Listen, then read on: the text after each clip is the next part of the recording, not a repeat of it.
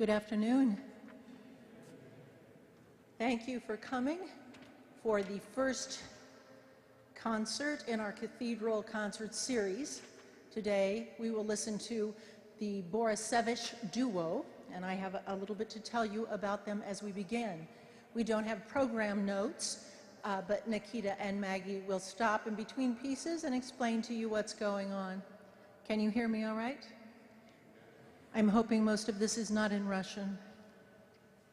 The Borisevich duo, featuring pianist Margarita Lukashkina and violinist Nikita Borisevich, is an internationally acclaimed violin and piano duet, frequently performing across the United States and Europe. Nikita also performs every week at 9:30 Mass on Sunday at the Cathedral of Mary, our Queen, I'm proud to say.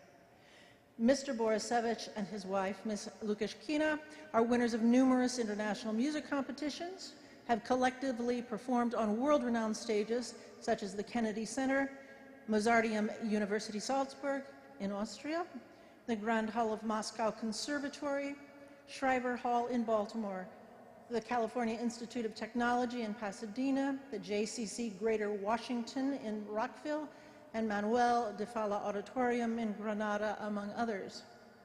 The Borisevich duo was a recipient of the inaugural Young Artist Development Series Award at the El Paso Pro Musica Festival in collaboration with the Peabody Conservatory, and has since then been invited to do a residency at El Paso Pro Musica Festival and Sitka Summer Music Festival by Grammy Award-winning cellist Zool Bailey.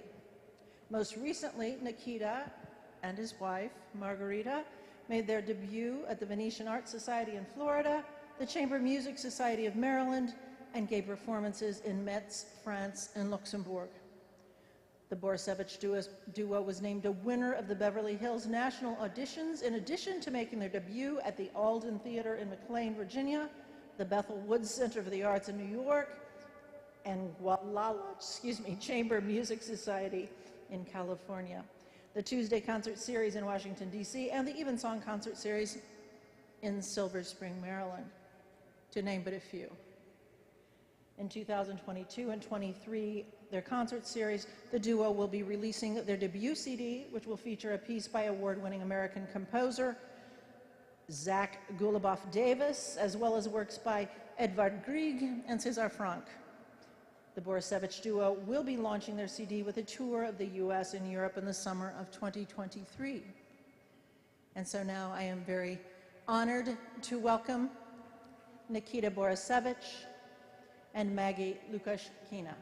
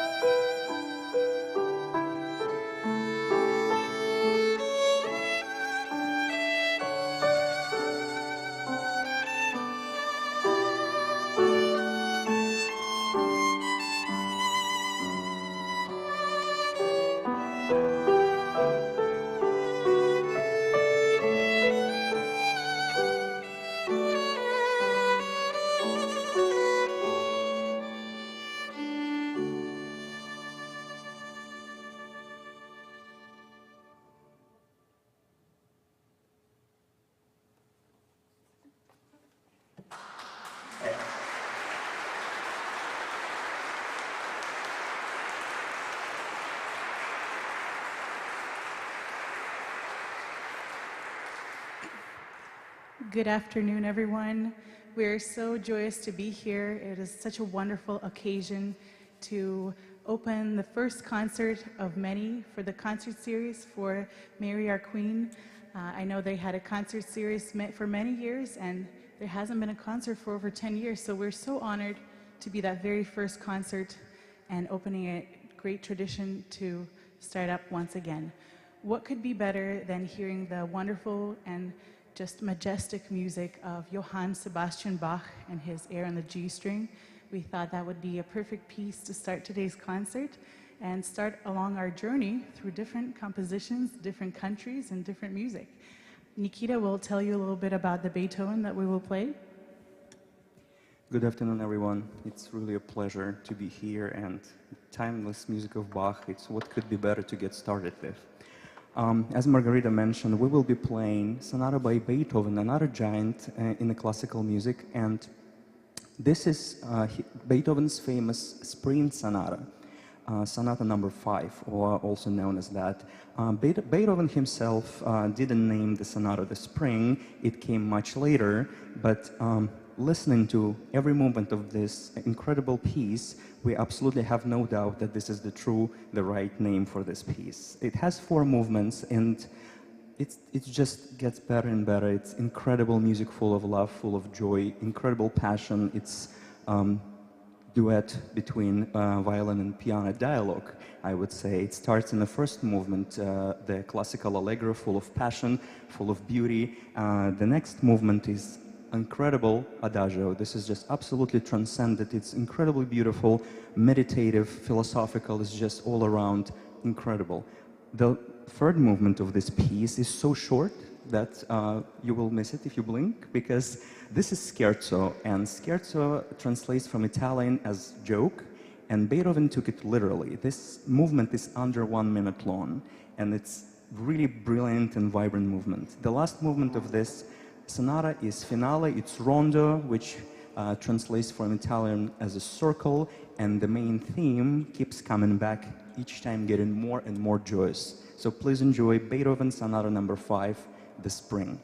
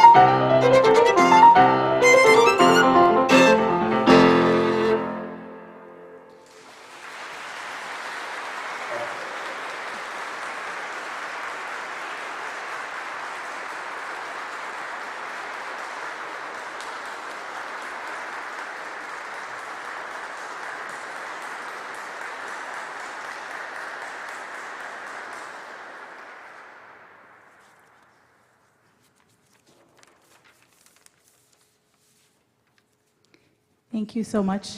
What could be more magnificent than this beautiful sonata by Beethoven? I always think that it is just so classical in every sense of the word, so refined and so very elegant. It is really a perfect piece of music. And if I ever was writing a dictionary where I had to define a classical era piece, I would put this sonata as one of the #1 pieces to listen to define that very era of time in music. The next piece we will play for you is the sonata by Edward Grieg. This is one of our very favorite pieces, and it has a special meaning, personal meaning to us as well. This was the very first piece we played together many, many years ago, over 10 years ago, when we just met, and that is how we even played it at our wedding. So we performed this piece. Usually at your wedding, somebody else entertains you, but in our wedding, we were performing. But of course, that was just a special treat. It had a very special meaning for us. Norwegian composer Edward Grieg was a hero in his own country because he really was able to get the music of Norway into the international stage.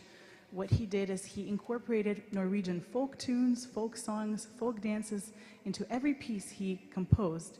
So it made his music and Norwegian music very, really united, almost one thing, hard to distinguish one from the other.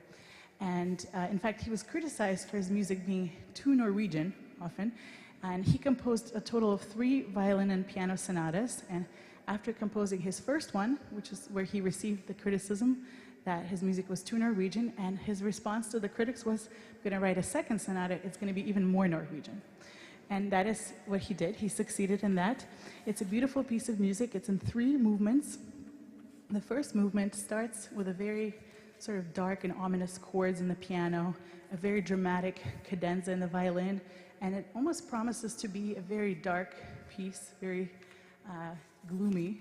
But actually, if you listen just a few more moments, you will see the clouds will part, and it becomes a very joyous and radiant piece of music, very dance-like, very celebratory, and it has a lot of accents, almost like the stomping of the heels. It is very Norwegian and very virtuosic too.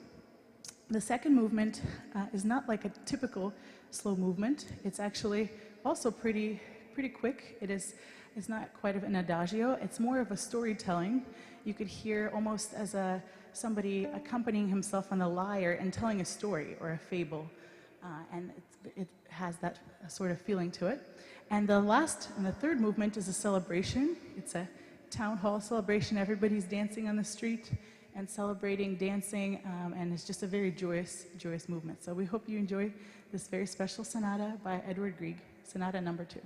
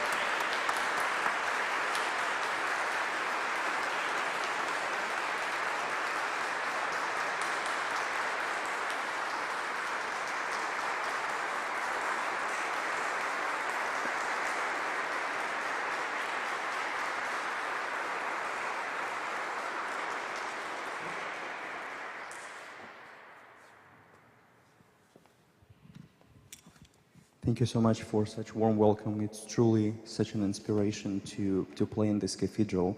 And I wanted to say a special thank you to music director Julie Miles for all hard work that she put into for organizing this concert, and to Rector as well. Thank you so much. It's truly an inspiration. Our next piece is by Spanish composer Manuel de Falla, and this is Spanish Dance. This is an arrangement from larger work by incredible violinist and composer Fritz Kreisler, and this is sort of an absolutely highlight of violin and piano repertoire, so please enjoy Spanish Dance by Manuel de Falla.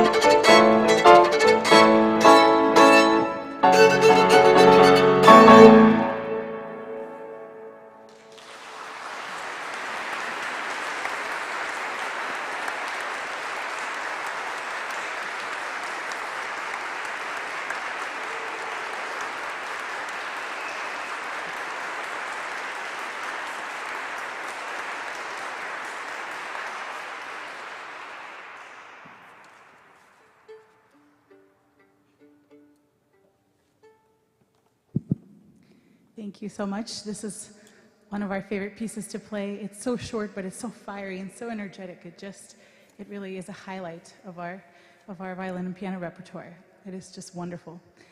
The next piece we will play is by Niccolo Paganini. It is a familiar name in the classical music world and, of course, the world of the violinists. We all know Niccolo Paganini as this virtuosic king of just violin playing in general. There were so many rumors about his name and associated with him just because of his pure genius. When he came onto the stage, he just captivated everybody's attention. The way he played the violin was, at that time, not matched by anyone. His technique, his incredible virtuosity, and just the complexity of the things that he played, and the incredible just fireworks that he set off every time that he played. But what is not known as much about Paganini is his lyrical side. He was a big admirer of the Italian opera and the style of bel canto, which means beautiful singing, if you translate that to English. And he was a friend of Gioacchino Rossini as well. So that is something that also inspired his other side of composition, the lyrical side. And the piece we will play for you today is called Cantabile, which translates as singing. And it is really much like an aria for violin and piano. The violin is akin to the voice, just soaring up to the most beautiful heights and playing the most beautiful lyrical melody. And we really would love to share it with you. So this is Paganini's Cantabile.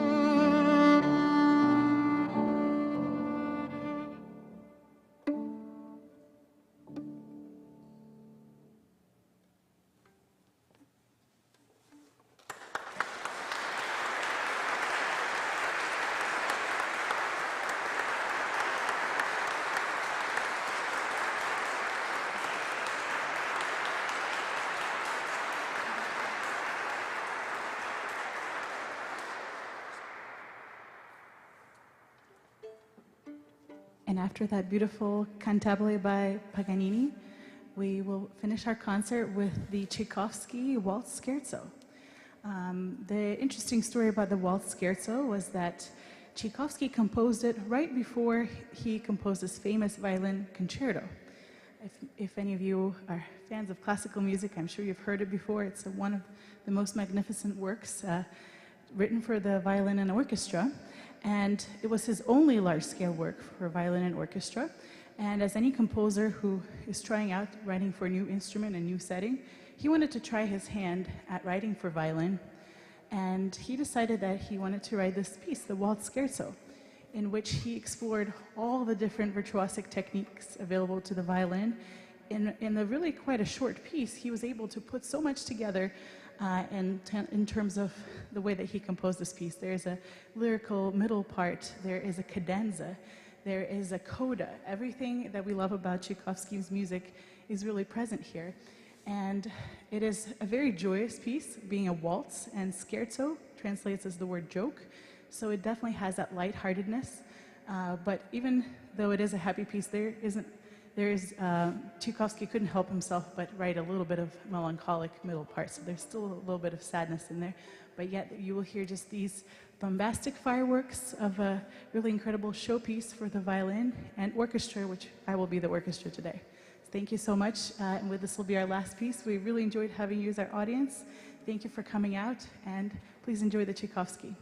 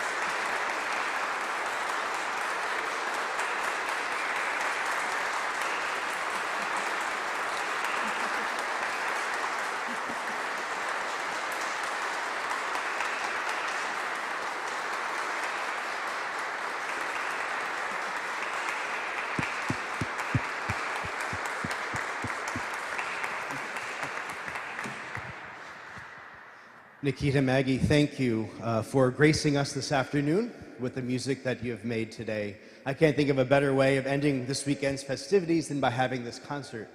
You have truly helped us to give glory to God in thanksgiving for this magnificent structure by sharing your gifts with us. So again, thank you so much.